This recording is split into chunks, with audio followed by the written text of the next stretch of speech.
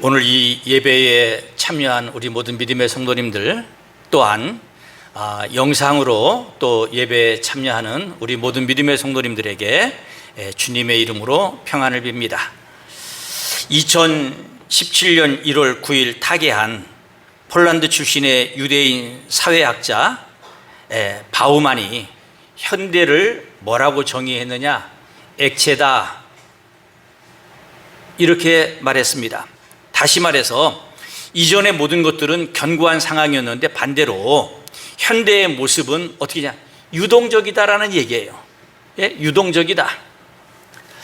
그래서 지금 이 현대의 이 시대는요, 모든 것이 결정되지 않았고 모든 것이 흔들리는 시대, 바로 바우만은 액체 유동성으로 현대의 모습을 정의하고 있습니다.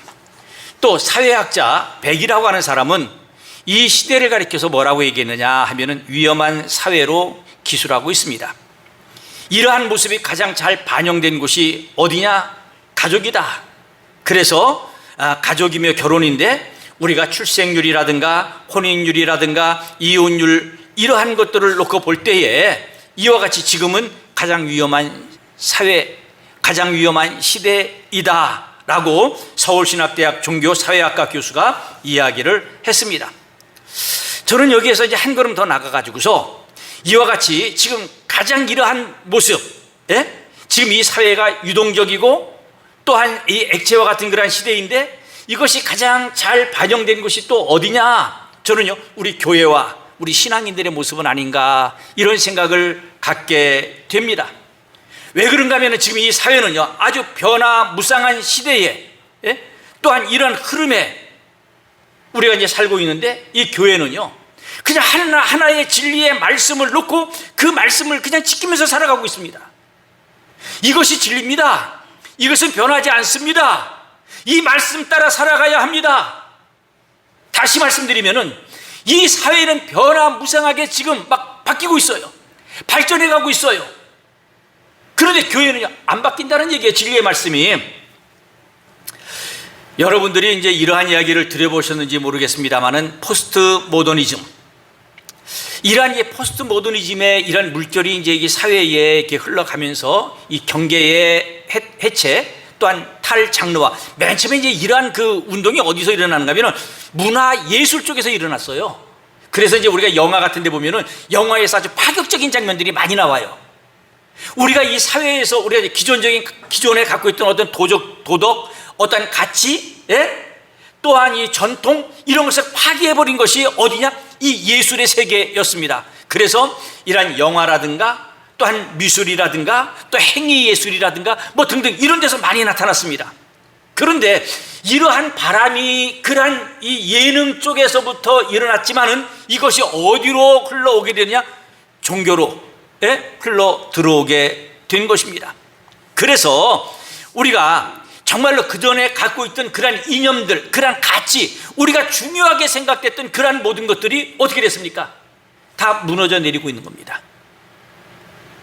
그러한 한 예로 아까도 이제 얘기했습니다만은 서울신학대학의 그 종교사회학 교수인 그 교수님이 그런 얘기, 가정과 또한 이와 같이 이 결혼이 가장 위기를 맞고 있다, 이런 얘기를 했습니다.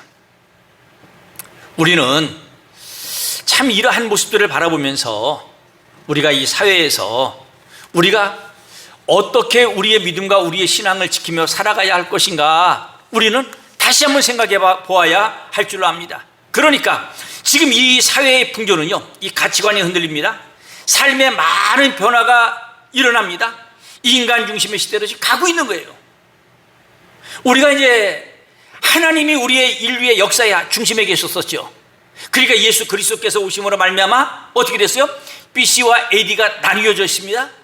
하나님의 말씀을 통하여서 정말로 이 세상의 법이 제정되어졌고, 하나님의 말씀이 서양의 그 이 역사, 또한 철학, 이 모든 것들의 그 중심이었습니다. 그런데 이제는요, 하나님이 중심이 아닌 이러한 인간 중심의 세대로 우리가 흘러가고 있음을 우리는 깨닫게 됩니다. 그래서 이 시대는요, 영원한 진리가 없어졌어요. 변화하는 시대에 또 변화를 꾀하는 시대에 우리가 살아가고 있다는 말씀입니다. 그럼에도 불구하고 우리 성도들에게 있어 최고의 가치가 뭐냐? 하나님의 말씀이다. 우리 성도들에게 있어 최고의 진리가 누구냐? 오직 예수 그리스도다 라는 것을 우리는 변하지 않고 계속 믿고 그 말씀 따라 살아가야 하는 것입니다. 제가 오늘은 여러분들에게 그 진화론이나 또 이 창조론에 대한 이야기를 하려고 한 것은 아닙니다만은, 제가 이제 요즘에 이제 그 책을 보면서 그 여러 학자들이 그 기록을 하는 것들을 보게 되면은 이런 얘기를 하는 거예요. 진화론이 이건 하나의 가설이다라는 얘기예요. 실제로 있었던 이야기가 아니라는 것을 진화론자도 안다고 얘기합니다. 그런데 그것이 하나의 학설인 거예요. 학교의 책에는요, 진화론만 실려있지 창조론이 실려있지 않습니다. 이러한 모든 것들 속에는 무엇이 존재하고 있느냐? 사회의 어떤 그 가치관, 이러한 것들, 또한 우리의 도덕적인 기준, 이런 것들이 지금 무너져 내리는 그러한 것들 가운데 하나의 현상이다 라고 볼 수 있어요. 만약에 이 진화론이 진짜 이 원숭이가 사람으로 변화되었다라고 할 것 같으면 이 원숭이와 이 사람 간의 이 DNA 같은 그런 것들이 동일성이 있어야 되는데 없다는 얘기죠. 지금 인류 역사상 우리 인류가 지금 존재하고 난 다음에 저는 수천 년의 세월이 흘렀습니다만은 정말로 다른 어떤 개체가 인간으로 변화된 그런 일을 우리가 볼 수 있느냐? 볼 수 없다는 얘기예요. 그래서 이 진화론이라는 것은 하나의 가설이다 라고 얘기하면서 이 창조 과학자들은 무엇을 얘기하고 있는가 하면은 창조론에 대해서 더욱더 강하게 어필하고, 지금 이 창조론이 정말 진리의 말씀인 것을 그들은 계속해서 연구하고 지금 세상의 그 많은 사람들에게 이야기를 하고 있습니다. 우리는 변하지 않는 것이 있어요. 성경의 마태복음 5장 18절 말씀에 이렇게 말씀합니다. 진실로 너에게 이르노니 천지가 없어지기 전에는 율법의 1.1획도 결코 없어지지 아니하고 다 이루리라 라고 말씀을 하고 있습니다. 사랑하는 성도님들, 하나님의 말씀은 그 모든 것이 다 이루기 전까지는 1.1획도 바뀌지 않습니다. 변하지 않습니다. 여러분들 지금 뉴스를 통해 가지고서 듣고 있죠. 지금 그 이스라엘과 그 팔레스틴과의 지금 전쟁이 일어났잖아요. 이러한 이제 모습이 지금 이제 어떻게 앞으로 전개될지는 저도 잘 모르겠습니다. 그런데 이 지금 상황이요, 앞으로 지금 이 아랍권에 있는 이슬람 세력과 이 유대인들 간에 이러한 격전이 더욱더 크게, 갈등이 더욱더 커질 것이라고 예측을 하고 있고, 지금 유럽 쪽에서도 이 팔레스틴을 지지하는 그러한 그 이슬람 사람들이 결집하고 있다라는 이러한 이야기를 듣게 됩니다. 그러면서 이제 앞으로 일어날 수 있는 일들이 어떤 일들이 벌어지느냐? 각종 테러들, 이제 이런 일들이 벌어질 수 있죠. 저는 이제 가만히 바라보면서 우리가 이제 그 요한복음에도 있습니다만은 참 이 유대인들이 예수님을 십자가에 못 박았어요. 아니, 빌라도는 예수를 놓아주기를 원했어요. 그랬더니 유대인 그 지도자들이 그 모든 죄값을 우리가 받겠다고 했어요.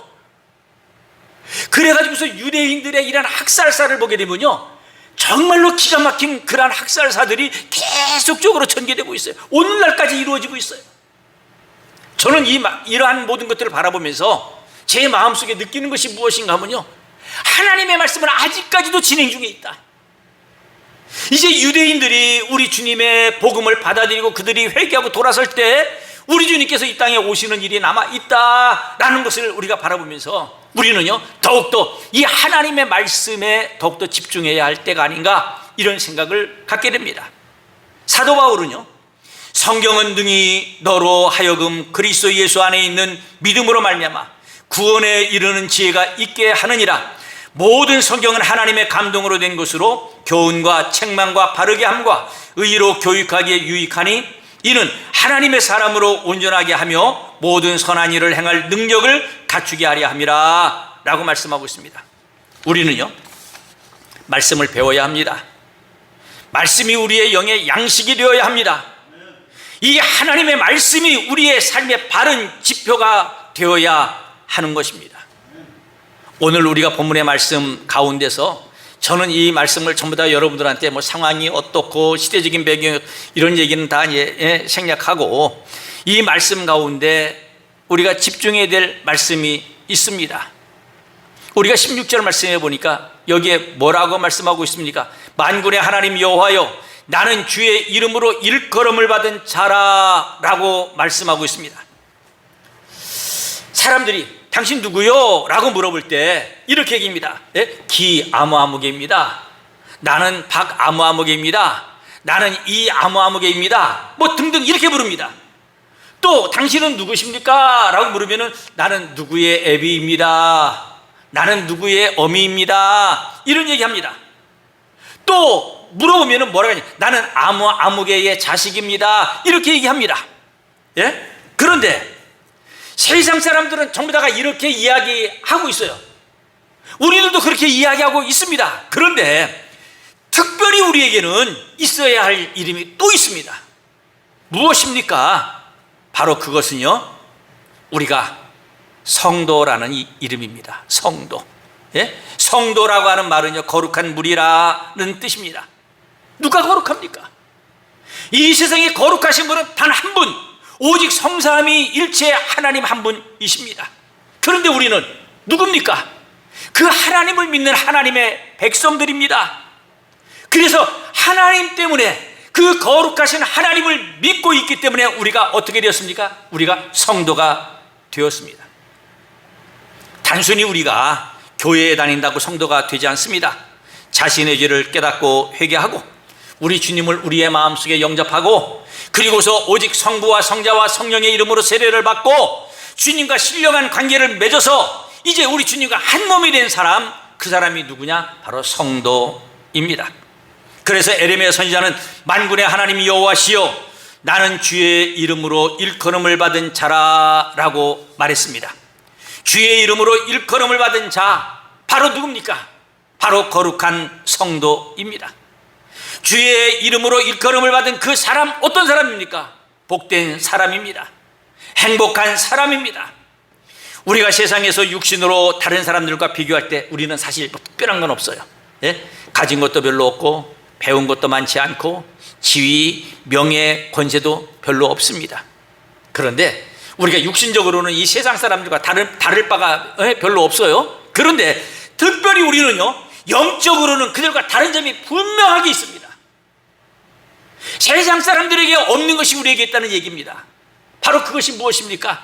바로 그것은요, 내가 하나님의 자녀입니다. 나는 하나님의 나라의 백성입니다. 나는 하늘나라의 시민권을 가진 사람입니다. 주님의 제자들입니다. 주님의 이름으로 일컬음을 받은 자들입니다.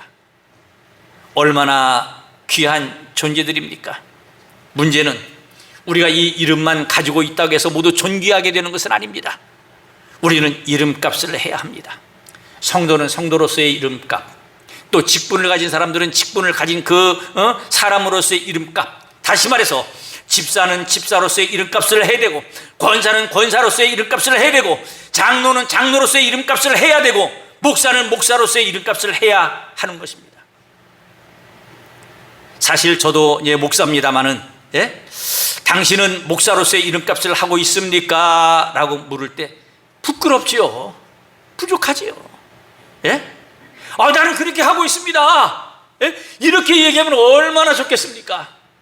까딱 잘못하면요, 하나님 앞에 거짓말을 하게 되는 것이고, 까딱 잘못하면은요, 내가 교만해지는 것이에요. 근데 우리 신앙인들은요, 항상 우리의 부족함을 깨닫고 주님 앞에 엎드려서 주여, 내가 부족합니다. 나는 내 힘과 내 능력으로는 살 수가 없습니다. 내 능력으로는 이 모든 것을 할 수가 없습니다. 주님께서 힘 주시옵소서 하고 나아가는 것입니다. 그런데 왜 우리가 이와 같이 이름값을 못하고 부끄러워해야 하느냐? 예? 이 이름값을 하기 위해서는 어떻게 되냐? 우리가 항상 하나님 앞에 엎드려 기도해야 돼요. 하나님, 내가 이렇습니다. 내가 부족합니다. 나를 도와주소서. 나와 함께하여 주시옵소서. 예? 우리가 이름값을 하지 못하는 또 하나의 이름이요, 하나님의 말씀 따라 살지 못하기 때문에 그래요. 그래서 우리는 하나님의 말씀을 늘 가까이 하고 그 말씀을 날마다 먹어야 하며 영혼이 건강해져서 말씀대로 살아가는 우리 성도들이 되어야 합니다. 사랑하는 성도님들, 여러분들은 하나님 앞에 엎드려 기도하는 그러한 삶을 얼마나 살고 있습니까? 하나님의 말씀을 여러분들이 얼마나 가까이 하고 그 말씀을 통해서 여러분들의 심령이 변화되고 삶이 변화되는 그러한 삶을 살아가고 있습니까? 여러분들이 정말로 기도와 말씀을 통해서 더욱더 주님의 이름을 영화롭게 할 뿐만 아니라 여러분들이 성도로서 이름값을 하는 하나님의 귀한 성도들이 되시기를 주님의 이름으로 축복합니다. 에레미야 선지자가 내가 주의 말씀을 얻어먹었사오니, 이 얻어먹었다, 뭐 주니까 얻어먹는 것이다? 예? 아니 내가 달라고 해가지고서 얻어먹는 것이냐? 예. 오늘 이 본문의 말씀을 원어에서 찾는다면은 얻어먹었사오니 라는 말은요, 내가 주님의 말씀을 찾았다, 발견하다, 주님의 말씀이 내 마음속에 깨달아졌다, 다시 말해서 말씀의 은혜를 내가 받았다, 이런 의미예요. 그러니까 우리가 여기서 중요한 건 이 에레미야가 어떤 사람이에요? 에레미야는요, 눈물의 선지자예요. 기도의 사람이에요. 하나님께서 이 사람 앞에 얼마나 큰 환난과 어려움을 줬는지 백성들이 그의 말을 안 들어요. 왜 안 듣습니까? 백성들이 완악해서 그래요. 예? 그러니까 이 에레미야가 너무 그 백성들을 바라볼 때 하나님의 마음을 아프게 하고 있거든요. 그러니까 눈물을 절절 흘리면서 하나님 앞에 부르짖고 간구했던 종이에요.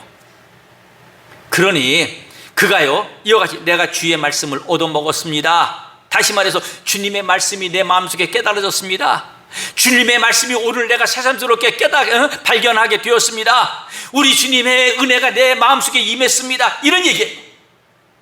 성도님들, 우리 성도님들은 이 말씀을 읽고 묵상해야 합니다.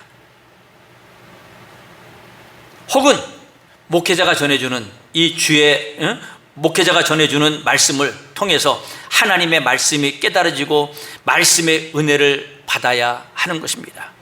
우리가 이제 베드로전서 2장 2절 말씀해 보니까 갓난아이들 같이 순전하고 신령한 젖을 사모하라. 이는 그로 말미암아 너희로 구원에 이르도록 자라나게 하려 함이니라. 이렇게 말씀하고 있어요. 어린아이가 젖을 달게 잘 먹어야 잘 자라나는 것입니다. 성도는 말씀의 젖을 사모하는 마음으로 주님의 말씀을 먹어야지 우리의 속사람이 강건해지는 것입니다. 그러면 어떻게 하나님의 말씀을 얻어먹을 수 있습니까?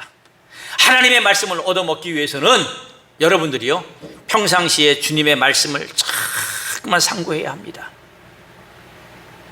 그 말씀을 통해서 주님의 음성이 내 마음속에 들리도록 해야 합니다.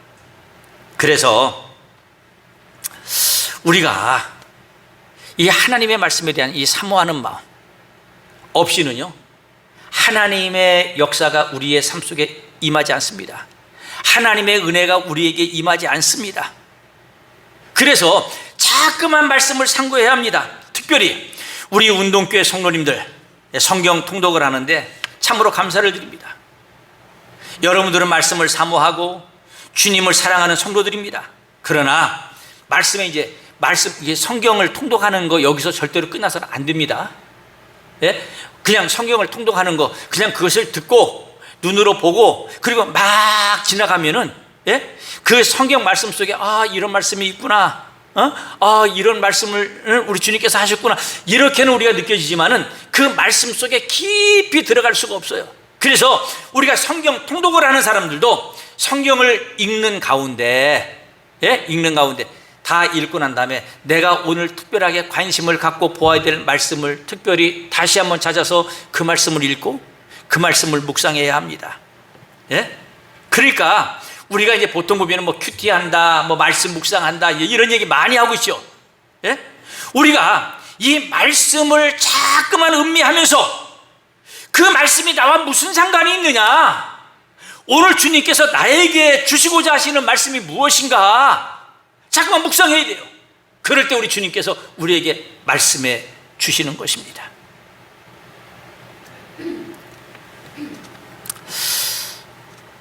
제 친구 중에 한 분이 아들을 미국에 보내놓고 난 다음에 그가 아침마다 하나님 앞에 말씀을 읽으면서 묵상합니다.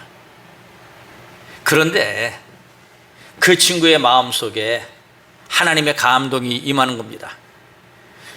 지금 한국에서 교회를 개척해 가지고서 교회가 굉장히 부흥되고 성장하고 있는데 그의 마음속에 감동이라는 것이 뭐냐? 너 미국으로 가라. 미국에 가가지고서 그 미국에 있는 교포들에게 복음을 증거해라. 이런 음성을 듣게 된 거예요. 어느 날 갑자기 우리 함께 모여가지고서 이제 뭐 말씀도 나누고 함께 기도도 하고 이랬던 친구인데 갑자기 미국에 가겠다는 거예요. 그래서 깜짝 놀랐어요. 왜 미국에 가려고 하느냐? 내가 하나님의 음성을 들었다는 얘기예요.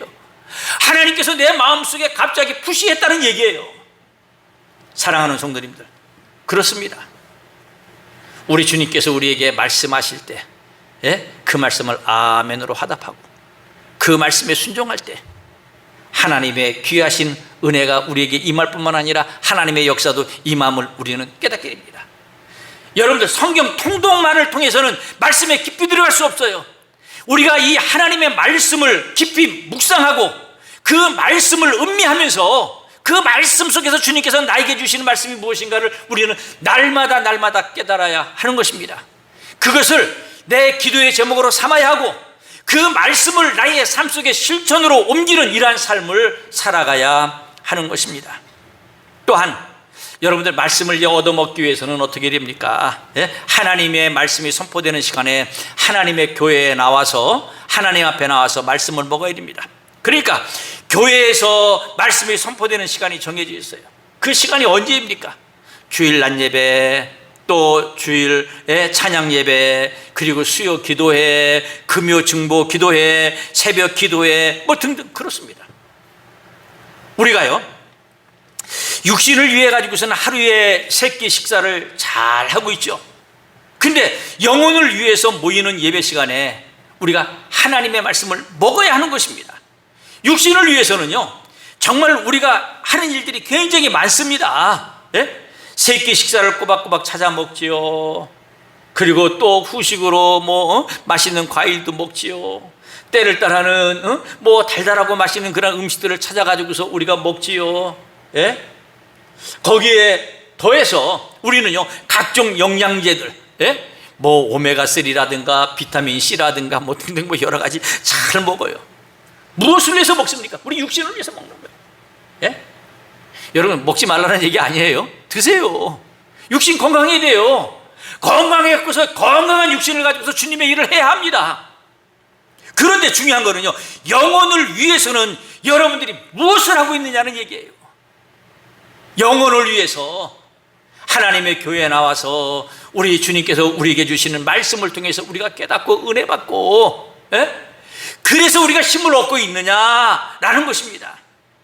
저는 행여나 이렇게 참 하나님의 몸된 교회에 나와가지고서 우리가 이제 예배를 드리는 우리 믿음의 성도님들, 일주일에 이 한 번만을 가지고서 우리가 세상을 살아갈 수 있느냐? 상당히 힘들고 어렵다라는 얘기예요. 행여 우리의 영혼이 죽어가고 성도의 이름값을 못하고 직분자의 이름값을 못할까 두렵다는 얘기입니다. 이렇게 되면요, 어떻게 됩니까? 우리 성도가 하나님의 말씀을 먹어야 합니다. 우리가 이와 같이 하나님의 말씀을 먹어서 우리의 영혼을 살려야 합니다. 이렇게 우리의 영혼을 살리지 못하면 우리가 어떻게 됩니까? 하나님의 영광을 가리게 됩니다. 세상 사람들에게 손가락질 받게 됩니다. 그리고서 하나님의 말씀을 먹을 때 어떻게 됩니까? 힘을 얻습니다. 능력을 받습니다. 세상을 이기고 마귀를 이기고 시험을 이깁니다. 우리가 은혜의 생활을 합니다. 우리가 성장합니다. 우리가 승리합니다. 하나님의 놀라운 은혜와 축복을 받게 되는 것입니다. 우리 사랑하는 성도님들, 우리가 하나님의 말씀에 더욱더 가까이 나가야 합니다. 말씀을 통하여서 우리가 주님께서 우리에게 주시는 은혜를 받지 못한다면 우리의 신앙이 더욱더 침체될 수밖에 없음을 다시 한번 깨닫고 말씀과 함께 살아가는 주의 성도들이 되시기를 주님의 이름으로 축복합니다. 에레미야 선지자가 주의 말씀은 내게 기쁨과 내 마음의 즐거움이다 라고 말했습니다. 세상에 이 산해진매, 요즘에는 이 식도락가들이 있죠. 그래가지고서 이 텔레비전에 뭐 여러 가지 뭐 음식 어디가 맛있다 그러면요, 거기 가가지고서 이렇게 먹어보는 사람들이 굉장히 많이 있어요. 그만큼 생활 수준이 좋아졌다는 얘기입니다. 근데 그 맛있는 음식을 먹을 때 어떻게 돼요? 입이 굉장히 즐거워, 마음이 즐거워. 근데 그 마음이 즐거운 게 잠깐이에요. 잠깐이요. 영혼에는 기쁨이 전혀 없습니다. 예? 도움이 안 됩니다. 우리가 이제 오래된 고급 와인이나 또한 이 포도주나 뭐 이제 이런 것들을 먹을 때 기분이 좋아져요. 그런데요, 영혼을 기쁘게 하고 마음을 즐겁게 하지는 못합니다. 하나님의 말씀은요, 우리의 영혼을 기쁘게 하고 마음을 즐겁게 합니다. 시편 19편 8절 말씀에 보니까 여호와의 교훈은 정직하여 마음을 기쁘게 하고 여호와의 계명은 순결하여 눈을 밝게 하시도다 라고 말씀하고 있습니다. 또한 그 9절 이하에 여호와의 법도 진실하여 다 의로우니 금 곧 많은 순금보다 더 사모할 것이며 꿀과 송이꿀보다 더 달도다 라고 말씀하고 있습니다. 사랑하는 성도님들, 하나님의 말씀이 우리 속에 거해야 합니다. 하나님의 말씀이 우리 안에 거해야 하는데 바로 예수님 안에 거하는 방법은 뭐냐? 하나님의 말씀을 받아 먹어야 합니다. 성령님이 우리의 마음속에 말씀을 심어 주어서 역사하게 하셔야 됩니다. 그렇게 되면 어떻게 됩니까? 우리의 마음이요, 기쁨과 즐거움으로 가득 채워지게 됩니다. 우리가 성령 충만을 받은 사람들의 특징이 뭡니까? 기쁘고 즐거워요. 기쁘고 즐거움이 상실된 사람들은요, 한번 자기 자신을 돌이켜 보시기 바랍니다. 내가 하나님의 은혜 가운데 살고 있는가? 내가 성령 충만한 가운데 살고 있는가? 정말로 성령 충만한 가운데 살고 있는 사람은요, 날마다 기뻐요. 날마다 흥얼흥얼 찬송하면서 하나님께 영광을 돌립니다. 무슨 일이 있어도 아멘 아멘 합니다. 그래서 성령 충만한 사람은요, 어떤 사람입니까? 예스맨이에요. 아주 긍정적인 사람이에요. 예? 못합니다. 예? 이런 얘기 안 해요. 예? 성령 충만한 사람은요, 이와 같이 어떠한 말씀이 내 마음속에 떨어졌을 때 그 말씀을 따라서 순종하는 그런 사람입니다. 기쁨이 넘칩니다. 뭐 요즘에는 이제 사람들이 이렇게 이제 새벽 예배 오셨다가 이제 가실 때에 전부 다가 차를 타고 가죠. 그런데요, 제가 이제 어렸었을 때에 사람들이 지금 동네 사람들이에요. 그리고 새벽 예배 오셔가지고서 이제 새벽 예배를 마치면은 성경을 끼고서 이제 돌아가는 그런 모습들을 보게 되는데, 그 모습들이 어떠한 모습이냐? 사람들이 열심으로 기도하고 난 다음에 돌아갈 때 전부 다 흥얼흥얼 찬송가 부르면서 그냥 가는 거예요. 찬송 부르면서 가는 거예요. 여러분들, 기쁘지 않으면은, 내 마음에 하나님의 은혜가 임하지 않으면은 이런 찬송이 나오게 됩니까? 안 나온다는 사실이에요. 우리의 마음에 우리 주님께서는 이러한 기쁨과 즐거움을 주시기를 원하십니다.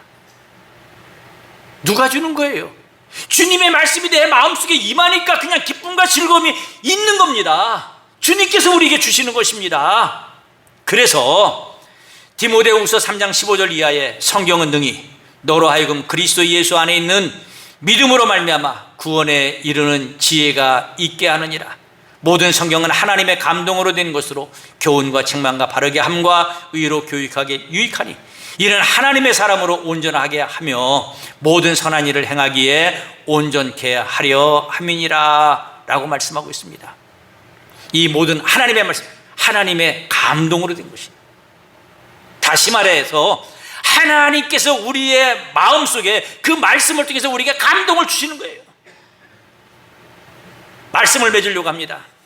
사랑하는 성도님들, 주님의 말씀은 우리에게 감동을 주십니다. 주님의 말씀은 우리의 마음속에서 기쁨과 즐거움을 주시기를 원하십니다.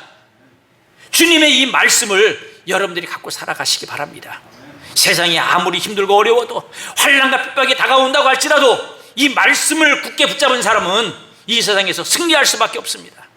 이 말씀과 함께 승리하며 주님의 말씀을 통하여서 하나님의 귀하신 은혜와 능력 가운데 거하는 주의 성도들이 되시기를 주님의 이름으로 축복합니다.